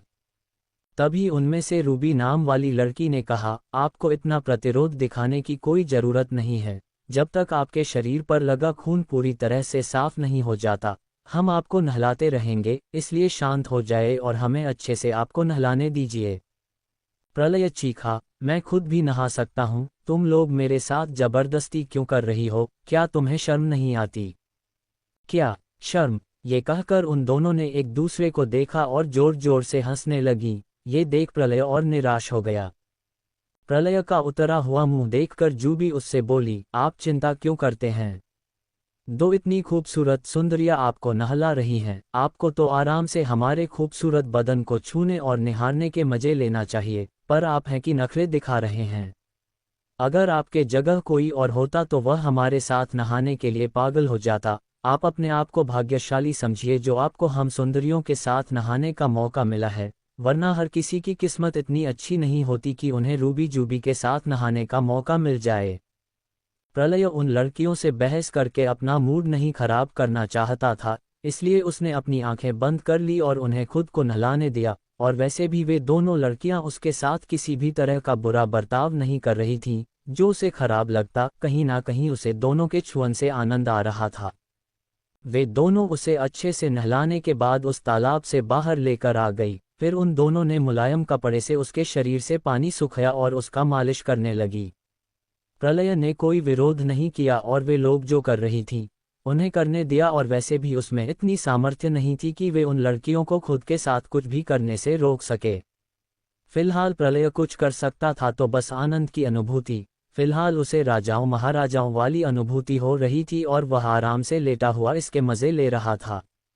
उसकी अच्छे से मालिश करने के बाद वे दोनों उसे एक नीली पोशाक पहनाने लगीं, जिसमें वह काफ़ी राजसी लग रहा था। उसने कभी भी किसी को इतना अच्छा और राजसी वस्त्र पहने हुए नहीं देखा था। वह खुद को एक राजा की तरह महसूस कर रहा था। खैर, पूरी तरह से आश्वस्त होने के बाद कि प्रलय को उन दोनों ने अच्छे से तैयार कर दिया है, उन दोनों लड़कियों ने फिर से उसका एक एक हाथ पकड़ लिया और उसे उड़ाते हुए उसी सिंहासन की ओर लेकर जाने लगीं जहां से वे उसे लेकर आई थीं। प्रलय इस वक्त सोच में डूबा हुआ था। उसे कुछ भी समझ नहीं आ रहा था कि आखिर वे लड़कियां उसे इतना तैयार करा के क्यों लेकर जा रही थी। क्या अब उसकी विशेष सेवा की जाने वाली है? ये सोचकर उसके मन में लड्डू फूटने लगे। अब तक वे उस सिंहासन के करीब पहुंच गई थीं। उन दोनों ने उसे सिंहासन के सामने उतार दिया और वे दोनों पीछे हटने लगीं। ये देख प्रलय ने नासमझी में उन्हें घूरा और पूछा, तुम दोनों पीछे? रूबी ने तुरंत उसे इशारे में शांत रहने के लिए कहते हुए कहा, शांति से खड़े रहिए, हमारे भगवान आ रहे, इस दुनिया के मालिक भगवान आ रहे हैं। प्रलय बड़बड़ाया। तभी उसे सिंहासन के पास एक सफ़ेद धुआं उठता हुआ दिखाई दिया, जिसे देखकर इससे पहले कि वह कुछ समझ पाता, उसे एक इंसानी आकृति दिखाई दिया जो उस सिंहासन पर विराजमान हो गया था। जिसे देखते हुए उन दोनों सुंदरियों ने अपना सिर झुका लिया। प्रलय को कुछ समझ नहीं आ रहा था कि यहाँ आखिर चल क्या रहा। वह चुपचाप अपने जगह पर खड़ा रहा। ये देख सिंहासन पर बैठे अधेड़ उम्र के व्यक्ति ने कहा, लड़के, मैं जीतू चंद्रा हूँ और तुम इस वक्त मेरे दुनिया में हो, और मेरी दुनिया में हर किसी को मेरे सामने सिर झुकाना पड़ता है, इसलिए तुम भी मेरे सामने सर झुकाओ। क्यों झुकाऊं मैं तुम्हारे सामने सर? मैं किसी के सामने अपना सिर नहीं झुकता। प्रलय ने अपनी नाक भान सिकोड़ते हुए कहा। ये सुन वे दोनों लड़कियां गुस्से से भर गई। उन दोनों ने तुरंत आगे बढ़ते हुए कहा, स्वामी, हमें आदेश दीजिए, हम अभी इस लड़के को। इससे पहले कि वे दोनों लड़कियां अपनी बात पूरी कर पाती, सिंहासन पर बैठे जीतू चंद्रा ने उन्हें इशारे में चुप करा दिया और हंसते हुए प्रलय से बोला, लड़के बहुत अकड़ है तुम्हारे अंदर, लेकिन कोई बात नहीं। एक पल की चुप्पी के बाद उसने कहा, अपना काम शुरू करने से पहले चलो मैं तुम्हारे भ्रम को दूर कर देता हूँ। तुम सोच रहे होंगे न कि तुम अभी तक जिंदा क्यों हो और तुम्हारी इतनी सेवा क्यों की जा रही है। ये सुन जिज्ञासा में प्रलय की भौहें सिकुड़ गई। जीतू चंद्रा ने आगे कहा, दरअसल मुझे तुम्हारे शरीर में दिलचस्पी है। जब मैं तुम्हारे खून और आत्मा को अवशोषित करने वाला था तो मुझे पता चला कि तुम्हारा शरीर कोई साधारण शरीर नहीं है, बल्कि एक दिव्य शरीर है। ये सुनकर प्रलय चौंक गया। वह हैरानी से खुद में बड़बड़ाया, क्या मेरा शरीर एक दिव्य शरीर है? तभी तो कहूं कि लाख कोशिश के बाद भी मेरी शक्तियां क्यों नहीं बढ़ रही थीं। वास्तव में एक ऐसे व्यक्ति के लिए अपनी क्षमता बढ़ाना बहुत मुश्किल होता था, जिसका शरीर एक दिव्य शरीर होता था, क्योंकि दिव्य शरीर वाले व्यक्ति को पहले अपनी दिव्य शरीर की शक्तियों को सक्रिय करना पड़ता था, जिसमें बहुत अधिक मात्रा में ऊर्जा की आवश्यकता पड़ती थी, जिसका अंदाजा इस बात से लगाया जा सकता है कि एक महान योद्धा जितनी ऊर्जा अपने पूरे जीवन भर में अवशोषित करता था, उतना ऊर्जा भी एक दिव्य शरीर को सक्रिय करने में कम पड़ जाता था। यही कारण था कि प्रलय जब भी ऊर्जा का इस्तेमाल नींव निर्माण चरण के पहले स्तर पर पहुंचने के लिए करता था, तो वह ऊर्जा उसके दिव्य शरीर द्वारा अवशोषित कर ली जाती थी, जिस कारण वह चाहकर भी नींव निर्माण चरण के पहले स्तर पर पहुंच नहीं पा रहा था। और ये बात अब जाकर प्रलय को समझ में आ गई थी। दुनिया में बहुत से ऐसे लोग होते थे जिन्हें कुदरत से दिव्य शरीर मिलता था, लेकिन जानकारी के अभाव में वे अपने दिव्य शरीर के शक्तियों को सक्रिय करने की बजाय सीधे नींव निर्माण चरण के पहले स्तर पर पहुंचने का कोशिश करते थे, जिस कारण वे बार बार असफल हो जाते थे और अंत में इस बात को सोचकर निराश हो जाते थे कि वे आम इंसान बनकर जीने के लिए ही पैदा हुए हैं, और इस तरह से वे अपनी प्रतिभा को खो देते थे। खैर, जीतू चंद्रा कोई इंसान नहीं था, बल्कि वह एक आत्मा था जो गुफा में अदृश्य शक्ति बनकर रहता था। असल में वह प्रलय का दिव्य शरीर पाना चाहता था, इसलिए उसने उसे मरने से बचा लिया था, ताकि वह उसके शरीर को अपना बना सके। फिलहाल प्रलय को खुद में खोया खुश होता देख उसने उसकी खुशी पर पानी फेरते हुए कहा, लड़के, तुम्हें ज्यादा खुश होने की कोई जरूरत नहीं है। मैंने तुम्हें इसलिए जिंदा नहीं छोड़ा क्योंकि मुझे तुम पर तरस आ गई थी, असल में मुझे तुम्हारा दिव्य शरीर चाहिए। ये सुनकर प्रलय के पैरों तले जमीन ही खिसक गई। वह जीतू चंद्रा को अचंभित नजरों से घूरने लगा। अब उसे अपने उस सवाल का जवाब भी मिल गया था जिसके बारे में वह कब से जानना चाहता था। अभी तक वह सोच रहा था कि उसे इतना सजाया संवारा क्यों गया था। असल में वे दोनों लड़कियां उसकी सेवा नहीं कर रही थीं, बल्कि वे तो उस जीतू चंद्रा के कहने पर उसे तैयार कर रही थी ताकि उनका स्वामी उसके शरीर को अपना बना सके। ये सब सोचते हुए प्रलय गुस्से से भर गया। उसने कहा, मैं तुम्हें अपना शरीर नहीं दूंगा। तुम जैसे दरिंदे को अपना शरीर देने से बेहतर है कि मैं इसे नष्ट कर दूं। ये सुन जीतू चंद्रा हंसने लगा और बोला, हा, लड़के, मैं तुमसे तुम्हारा शरीर मांग नहीं रहा हूं, बल्कि तुम्हें बता रहा हूं कि अब मैं तुमसे तुम्हारा शरीर लेने जा रहा हूं। कहते हुए जीतू चंद्रा ने प्रलय की तरफ अपना हाथ उठाया और उसके हाथ से हरे रंग की एक आध्यात्मिक जंजीर निकली और तेजी से प्रलय को जकड़ लिया। वह जंजीर इतनी शक्तिशाली थी कि प्रलय चाहकर भी हिल तक नहीं पा रहा था। तभी जीतू चंद्रा सिंहासन से उठा और उड़ते हुए प्रलय के चारों तरफ गोल गोल घूमने लगा। अचानक वह हंसा और बोला, हा, ना जाने कितने लंबे अरसे से मुझे ऐसे ही एक दिव्य शरीर का इंतजार था, लेकिन आखिरकार मेरा इंतजार खत्म हो गया। अब पहले मैं तुम्हारे शरीर से तुम्हारे आत्मा को चूस कर खुद की आत्मा को और मजबूत बनाऊंगा, फिर तुम्हारे शरीर को अपना शरीर बना लूंगा। एक पल की चुप्पी के बाद उसने कहा, पूरे 1000 सालों से आत्मा रूप में रह रहकर मैं पूरी तरह से ऊब चुका था। पिछले 1000 सालों से मैंने किसी भी महिला को नहीं छुआ, लेकिन अब मेरी मुराद पूरी होने वाली है। लड़के, 1000 साल पहले मैं एक बहुत महान योद्धा हुआ करता था। मेरे पास भी एक दिव्य शरीर था, लेकिन बदकिस्मती से एक भयानक राक्षस से मुकाबला करते हुए मैं मारा गया था और तब से मुझे एक दिव्य शरीर की खोज थी।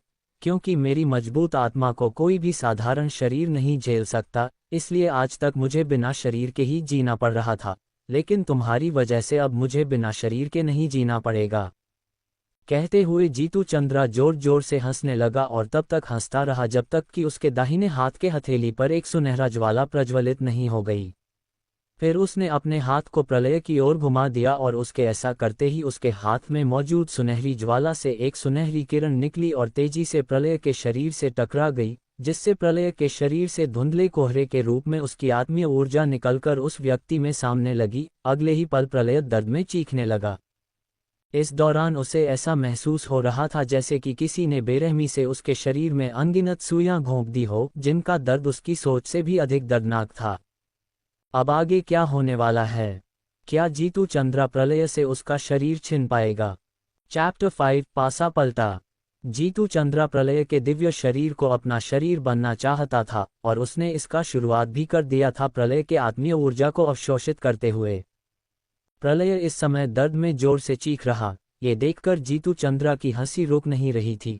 वह राक्षसों की तरह हंसते जा रहा था। लेकिन इसी बीच अचानक जीतू चंद्रा की हंसी उसके चेहरे से गायब हो गई। वह बहुत गंभीर हो गया और बड़बड़ाया, अरे ये क्या हुआ? मैं अब उसकी आत्मीय ऊर्जा को अवशोषित क्यों नहीं कर पा रहा हूँ? सोचते हुए उसने अपनी पूरी ताकत लगा दी, लेकिन इसके बावजूद वह प्रलय के शरीर से और ऊर्जा अवशोषित करने में असफल रहा, मानो कोई शक्ति उसे ऐसा करने से रोक रही हो। उसने फिर एक बार कोशिश की, लेकिन इस बार भी वह असफल रहा। तभी उसकी नज़र प्रलय के माथे पर गई और वह चौंक गया। दिव्य चिन्ह! वह हैरानी में बड़बड़ाया। प्रलय के माथे पर जो जन्मजात चिन्ह था, वह इस वक्त चमक रहा था। ये देख जीतू चंद्रा ने हैरानी से कहा, क्या वो चिन्ह असली था? नहीं, ये सही नहीं हुआ। अचानक जीतू चंद्रा को एक खतरनाक आभा महसूस हुआ, जिससे हत्या की प्रबल इच्छा महसूस की जा सकती थी। वह घबरा गया और प्रलय को गौर से देखने लगा। उसे देखते हुए जीतू चंद्रा इससे पहले कि कुछ समझ पाता, अचानक प्रलय के माथे के चिन्ह से प्रकाश की एक तेज रोशनी निकली और जीतू चंद्रा से टकरा गई और अगले ही जीतू चंद्रा को ऐसा लगा जैसे कि किसी मजबूत शक्ति ने उसे जकड़ लिया हो। वह घबरा गया। उसकी बेचैनी तब और बढ़ गई जब प्रलय के उस चिन्ह ने उसकी ऊर्जा को तेजी से खुद में अवशोषित करना शुरू कर दिया। नहीं, इसे रोको! जीतू चंद्रा जोर से चीखा।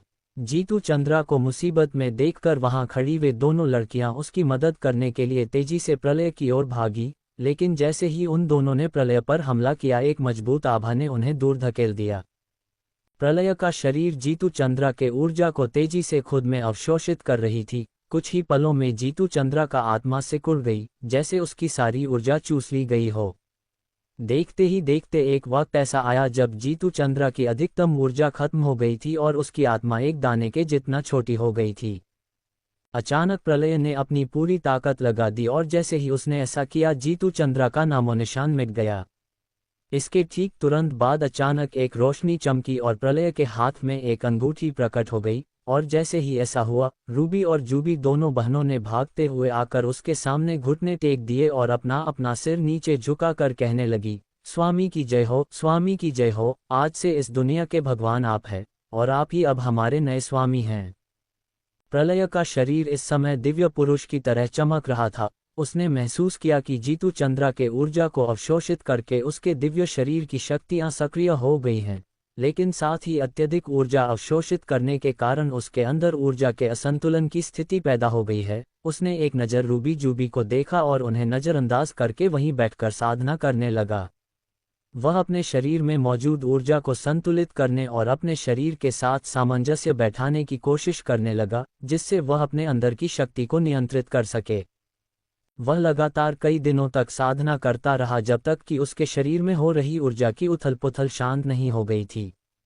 उसने जब आंखें खोली तो उसकी आंखों में एक गहरी शांति और स्थिरता की चमक दिखाई दे रही थी, जो उसके अंदर के सुकून और आत्मविश्वास को प्रकट कर रही थी। दिव्य शरीर की शक्तियां सक्रिय होने की वजह अब प्रलय के अंदर विशेष शक्ति आ गई थी। वह भले ही इस वक्त नींव निर्माण चरण के पहले स्तर पर भी नहीं है, लेकिन अब उसके अंदर इतनी ताकत है कि वह नींव निर्माण चरण के 5वें स्तर तक के योद्धाओं से भी आसानी से मुकाबला कर सकता है। इतना ही नहीं, उसके सभी इंद्रियों में दिव्यता आ गई थी, जिससे कि उसकी इंद्रियां पहले से अधिक संवेदनशील और जागरूक हो गई थी, जिस वजह से उसकी स्पर्श, रस, गंध, दृष्टि और श्रवण की क्षमता बढ़ गई थी। खैर फिलहाल प्रलय अंदर ही अंदर अपने माथे के चिन्ह के लिए भगवान को शुक्रिया अदा कर रहा था, क्योंकि अगर वह चिन्ह नहीं होता तो शायद अब तक वह मारा गया होता। तभी उसने एक गहरी सांस लिया और अंततः सामने देखने लगा, लेकिन जैसे ही उसकी नज़र सामने पड़ी उसकी भौहें हैरानी में सिकुड़ गई। रूबी जूबी अब भी उसके सामने घुटने टेक कर बैठी हुई थी और अपनी बड़ी बड़ी सुंदर आंखों से उसे घूर रही थी। उन दो जोड़े सुंदर आंखों में सिर्फ और सिर्फ वफादारी और निष्ठा की भावना भरी हुई थी। प्रलय ने उन पर ज्यादा ध्यान नहीं दिया और उनसे पूछा, क्या तुम दोनों मुझे बता सकती हो कि मुझे यहाँ पर कितना समय हो गया है? प्रलय इस वक्त अपनी माँ को लेकर चिंतित था और क्योंकि उसकी किस्मत ने उसे दोबारा मौका दिया था, इसलिए वो जल्द से जल्द अपनी माँ के पास जाना चाहता था ताकि वह उन्हें औषधि पिला सके।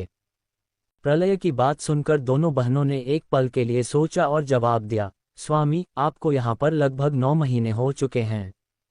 ये सुनकर प्रलय चौंक गया। उसे ऐसा महसूस हुआ जैसे कि सब कुछ खत्म हो गया। उसे यकीन नहीं हुआ। वह घबराहट में चिल्लाया, क्या कहा? 9 महीने? नहीं, ऐसा नहीं हो सकता। 9 महीने बहुत ज्यादा समय था। उसकी माँ तो कब का मर गई होगी, और जब उसकी माँ मर ही गई थी तो उसके जिंदा रहने का क्या फायदा? इससे तो बढ़िया उसकी किस्मत ने उसे दोबारा मौका ही ना दिया होता। वह भी अपने किस्मत को कोस ही रहा था कि तभी उसे परेशान देखकर रूबी जूबी ने उससे कहा, इस दुनिया में भले ही आपको 9 महीने बीत गए हैं, लेकिन असली दुनिया में अभी 3 दिन भी नहीं बीते हैं। ये सुनकर प्रलय फिर एक बार चौंक गया। उसे अपनी कानों सुनी पर विश्वास नहीं हुआ। उसने उन दोनों को हैरानी में देखा और कहा, मैं कुछ समझा नहीं, क्या तुम दोनों मुझे साफ साफ समझाओगी कि तुम लोग कहना क्या चाहती हो? उन दोनों ने हाँ में सिर हिलाया और उससे कहा, स्वामी, असल में आप इस समय अंगूठी की दुनिया में है। अंगूठी की दुनिया? प्रलय में नासमझी में उनकी बात को दोहराया।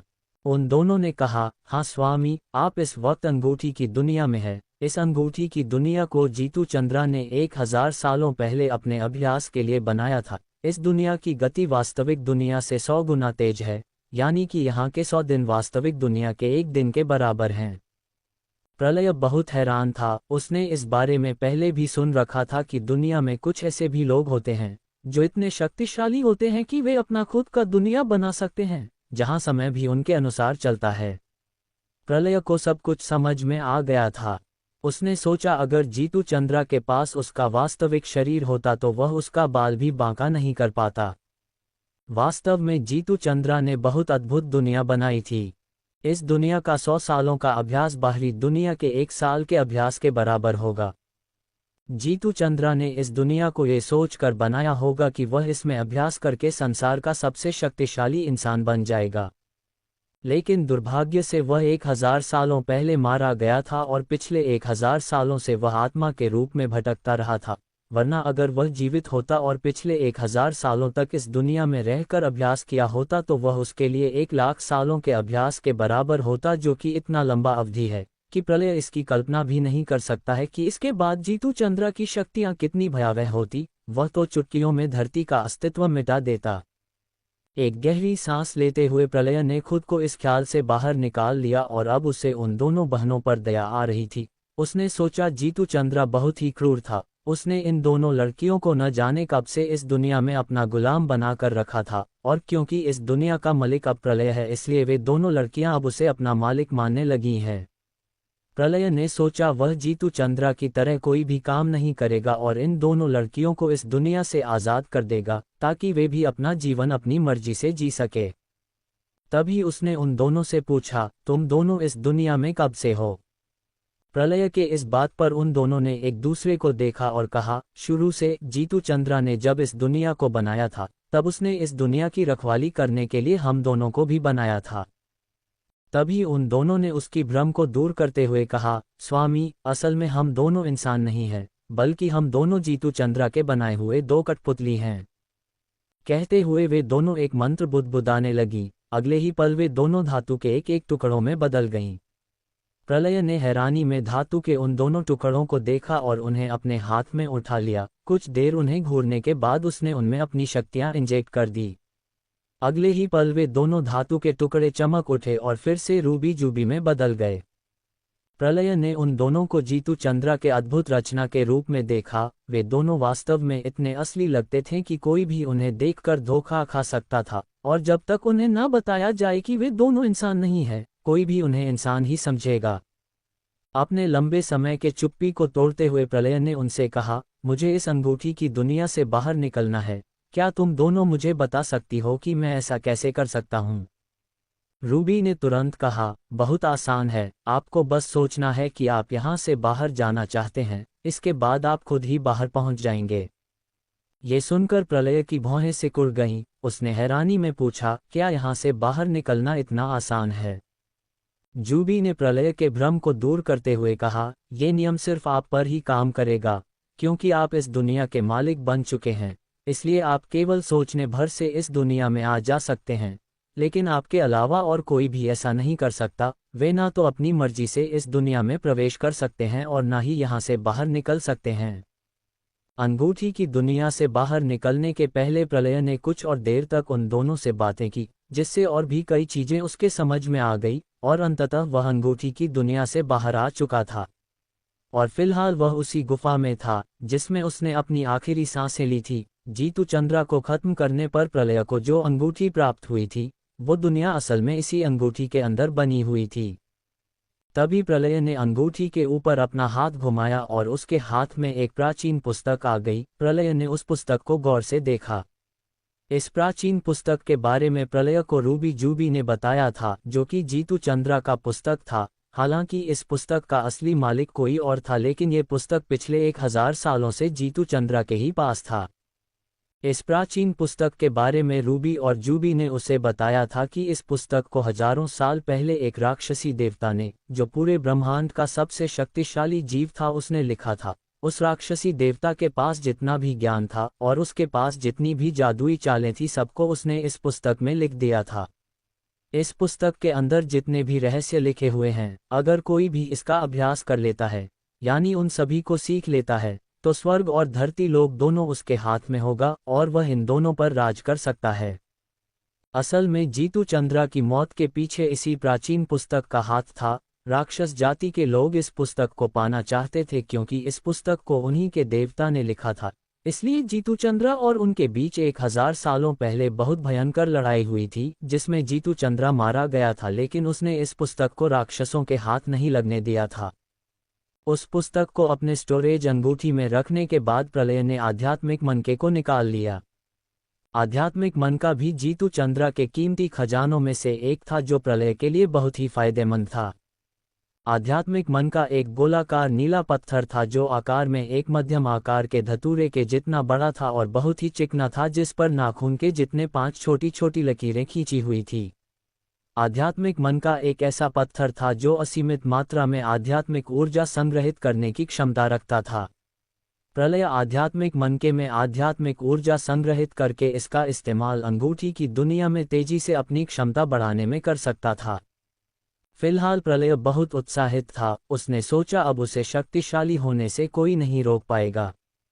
कमजोर होने की वजह से अब तक हमेशा उसे उपहास का सामना करना पड़ता था, लेकिन अब सब कुछ बदल चुका है। इस पुस्तक के ज्ञान भंडार, आध्यात्मिक मनके और जादुई अंगूठी की दुनिया के साथ वह बहुत शक्तिशाली बन सकता है। अब आगे क्या होने वाला है? क्या प्रलय अपनी मां को बचा पाएगा? क्या वह कभी इंदुलेखा से बदला ले पाएगा, जिसने उससे उसका सब कुछ छीन लिया? जानना बहुत ही दिलचस्प होगा। अभी के लिए सिर्फ इतना ही। दोबारा मुलाकात होगी जल्द ही। Thanks for watching and subscribe for listening next chapters of Avatar the lord of warriors.